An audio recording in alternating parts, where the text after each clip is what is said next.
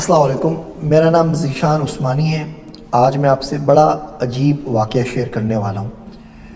یہ واقعہ آپ کو شاید سمجھ میں بھی نہ آئے، اور مجھے پوری امید ہے کہ اس ویڈیو کو سننے والے 80% لوگوں کو یہ بات سمجھ میں نہیں آئے گی، لیکن پھر بھی کر رہا ہوں کہ اگر ریکارڈ کرا دیتا ہوں زندگی میں آپ سال 10 سال 20 سال 25 سال جب تک یوٹیوب ہے، جب تک کوئی ویڈیو دیکھ سکے، کبھی بھی سمجھ جائیں گے تو انشاءاللہ تعالیٰ زندگی میں آپ کو اس کا بہت فائدہ ہوگا۔ واقعہ کچھ یوں ہے کہ میرا ایک دوست ہے عبداللہ، اس کو بڑی کیوریوسٹی رہتی ہے ہر چیز کی، اور کسی چیز کے پیچھے پڑ جائے اللہ کا بندہ تو چھوڑتا نہیں ہے۔ وہ بارہا اس کو سمجھایا کہ بھئی چھوڑ دے، اپنا کام کرے، لیکن بس کو لگ جائے تو لگ جائے، پھر اس نے کس کی سننی ہے۔ تو اس نے اخبار میں ایک نیوز دیکھی کہ ایک بارش بزرگ ہیں، تقریباً 70-80 سال کے، رکشہ چلاتے تھے، اور انہوں نے رکشہ میں پیچھے کوئی سواری تھی، 15-16 سال کی کوئی لڑکی تھی، اس کے ساتھ کوئی بدتمیزی کرنے کی کوشش کی، تو لوگوں نے پکڑ لیا، پکڑ کے ان کے کپڑے شپڑے پھاڑے، ان کو مارا، منہ کالا کیا، اور ان کو جا کے تھانے میں جمع کروا دیا۔ تو وہ میرے پاس آیا نیوز لے کے، کہنے لگا دیکھو یار ڈاکٹر صاحب، یہ جو بندہ ہے اس کی شکل سے کہیں نہیں لگتا کہ بندے نے ایسا کوئی کام کیا ہوگا۔ مطلب کوئی 15-16 سال کا لڑکا لونڈا لپاڑا یہ کام کرے سمجھ میں آتا ہے؟ یہ تقریباً 80 سال کے بارش بزرگ آ رہے ہیں، سجدے کا نشان ہے پیشانی کے اوپر، یہ ہوا کیا ہے کچھ سمجھ میں نہیں آ رہا۔ تو میں کہا بھائی میں تھوڑی جانتا ہوں، مجھے کیا پتہ، جان چھوڑ اس کی۔ کہہ رہے نہیں جی مجھے معلوم کرنا ہے۔ خیر اس نے فون شون لگائے، اس کے 1-2 دوست ادھر ادھر پولیس میں نکل آئے، وہ جیل میں بابا جی کے پاس پہنچ گیا، تو ان سے دوستی کی، ان سے بات چیت کی، تو مجھ سے پوچھا کیا ہوا، تو کہہ رہے میں تو بڑا خوش ہوں، میں تو اللہ کا شکر ادا کر رہا ہوں کہ کام ہو گیا۔ بولے حضرت کیسی بات کر رہے ہیں آپ، اتنی رسوائی ہو گئی، منہ کالا ہو گیا، اخباروں میں نام آ گیا، بریکنگ نیوز چل گئی، آپ خوش ہیں؟ تو کہہ رہے ہاں اس دن کا انتظار تھا مجھے پچھلے 53 سالوں سے۔ تو بولے 53 سالوں سے آپ کو انتظار تھا، تب کیا بات کر رہے ہیں آپ، کیا ہوا ہے؟ تو کہنے لگے کہ جی میں لڑکا سا تھا، ہم لوگ پشاور کے ایک نوائی گاؤں میں رہتے تھے، میرے باپ کے پاس کہیں سے پیسہ آیا تو انہوں نے ہمارا گھر بڑا بنا دیا، تو ہمارا 2 منزلہ گھر ہو گیا، اور آس پاس میں جتنے بھی گھر تھے وہ سب 1 منزلہ۔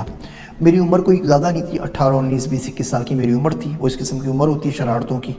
تو میرا محبوب مشغلہ بن گیا کہ میں چھتوں پہ چڑھ کے باقی لوگوں کے گھر میں جھانکتا تھا۔ اب سب غریب لوگ تھے تو وہ ایک کمرے کے اوپر چھت ڈال دیتے تھے، باقی بڑا سارا صحن ہوتا، واش روم ہوتا، تو اس پہ کوئی چھت نہیں ہوتی تھی۔ بس میں لوگوں کو دیکھتا رہتا تھا کہ وہاں پہ کسی طرح دیکھوں۔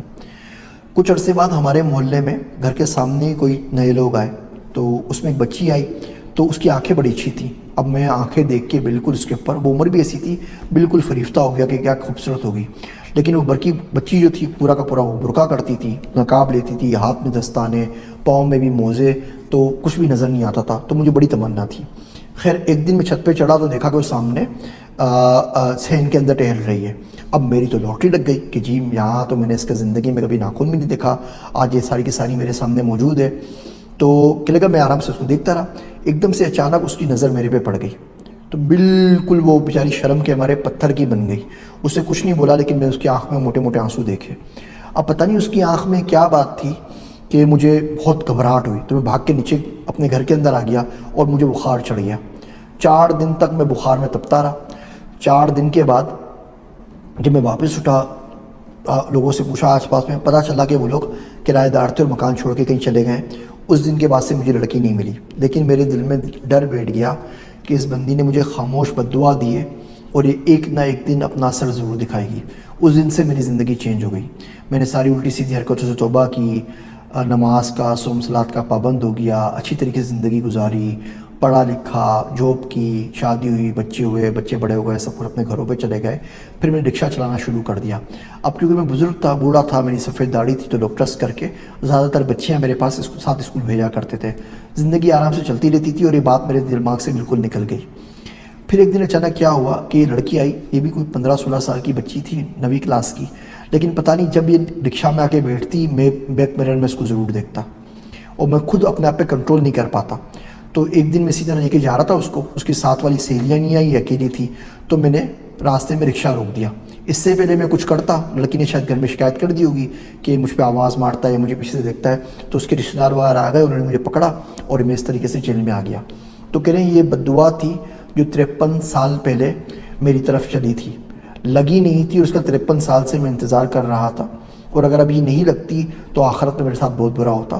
تو میں تو اللہ کا شکر ادا کر رہا ہوں، جو کچھ ہونا تھا یہاں پر ہو گیا، اب کم سے کم سکون سے مر سکوں گا۔ اگر آپ غور سے دیکھیں تو ہمارے معاشرے میں یہ بہت ساری खामोश बद्दुआएँ हम रोज़ के हिसाब से समेट रहे होते हैं। मेरे सरते सक्कर मौलाना अब्दुर्रहमान साहब, वो तंदूर की रोटी नहीं खाते थे और शीरमाल वगैरह जो होते हैं, तो उससे तो क्यों नहीं खाते, आप पैसे दे के खरीद रहे हैं, क्या बुराई है, हलाल चीज़ है। बोलते हैं बिल्कुल ठीक है, लेकिन उन्हें शोकेस में रखी हुई होती हैं और आसपास चलते हुए लोग उसको देख रहे होते हैं। कितने गरीब लोग होंगे जो भूखे होंगे, जो हसरत से इसको देखते होंगे रोटियों को और शीरमाल को, और ख़रीदने की सकत नहीं रखते होंगे।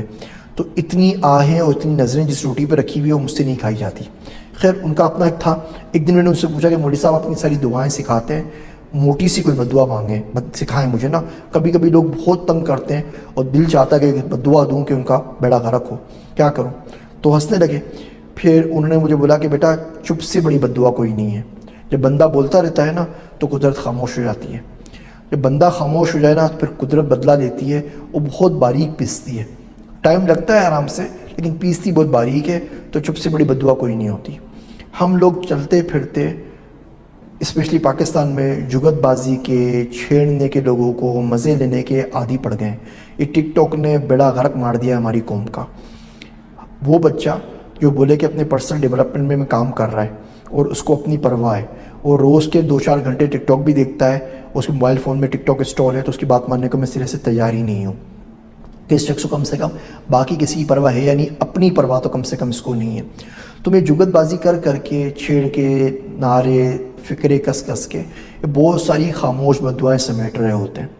किसी को डांट दिया, किसी पे अथॉरिटी अपनी ज़ाहिर कर दी, किसी को एयरपोर्ट पे ज़लील कर दिया, और समझ रहे होते हैं हमसे कोई नहीं पूछेगा।